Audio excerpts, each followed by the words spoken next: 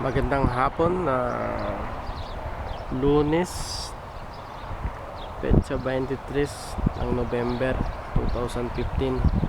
Ito po ang aming swimming pool. Sa kasalukuyan ay medyo malamig na, kaya yung damo ng football ground ay medyo nalanta na dahil sa lamig. So, ito po yung pinaka national tree ng Saudi Arabia. Okay, Crane Silo Hail po. Gusto ko lamang ipakita sa inyo ang aming mga orange. Ito po ang aming kaima. Yan. Pag may mga party dyan po ginagawa yan. Ito po yung isa sa mga variety ng orange namin. So kunti lang ang bunga niya. Ayan, hindi lang yung bunga niya. At ito, bagong linis na dates. Napakagandang tingnan. So ito po yung mga orange namin dito. Ayan, punong-puno siya ng bunga. Napakatamis po niyan. At ganon dito sa Saudi Arabia. Maganda naman ang tubo ng mga halaman, kulang lang talaga sa tubig. So kami, dahil meron kaming water treatment, ang dinidilig sa mga orange na ito ay mga waste namin na tubig dumadaan sa water treatment, at paglabas niya malinis na siya. At ito yung dinidilig dito sa mga halaman. So ito, tinikman ko to kanina, sobrang tamis. So ayan po, konting close up sa mga bunga. Napakaganda po, napakaganda yan sa ilalim. Ayan, napakaraming bunga at malinamnam po ito. Kanina tinikman ko, kaya naisipan ko pong kunan ng video ito, dahil gusto ko sa susunod na taon ay makita ko pa rin ito kung ganito pa rin siya katamis. Kasi nung dumating po kami rito, may isang puno ng orange doon malapit sa aming accommodation. Sobrang tamis po niya.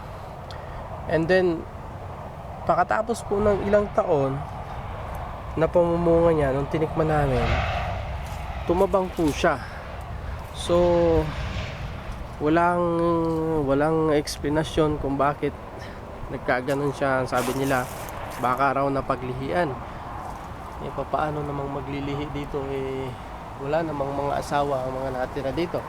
So isang palaisipan kung bakit nangyari yon. So ito, meron dito isang puno na namumutik-tik sa bunga. Ayan. Ito po parang pungkan. Parang pungkan po ito. At meron naman po banda rito. Pag pumunta tayo rito, ayan, puro orange yan.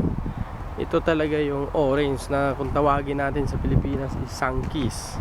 Ano? Sangkis. Ha? Sangkis ba? So ito, pahinog pa lang siya. Pahinog pa lang. So pero masarap na yan. Masarap ng kainin yan. At yan, kung makikita nyo ang kanyang bunga ay medyo malalaki. Ayan. So ito, medyo hilaw pa ang mga bunga nito. Hilaw pa siya.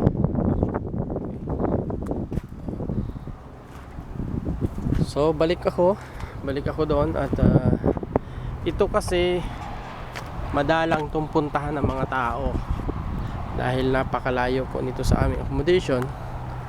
Kaya naman dumating sa punto na nahinog talaga kasi doon sa malapit sa accommodation hindi po nahihinog doon, dahil manibal pa lang ay tinitira na po ng aming mga kasama, especially yung mga Vietnam.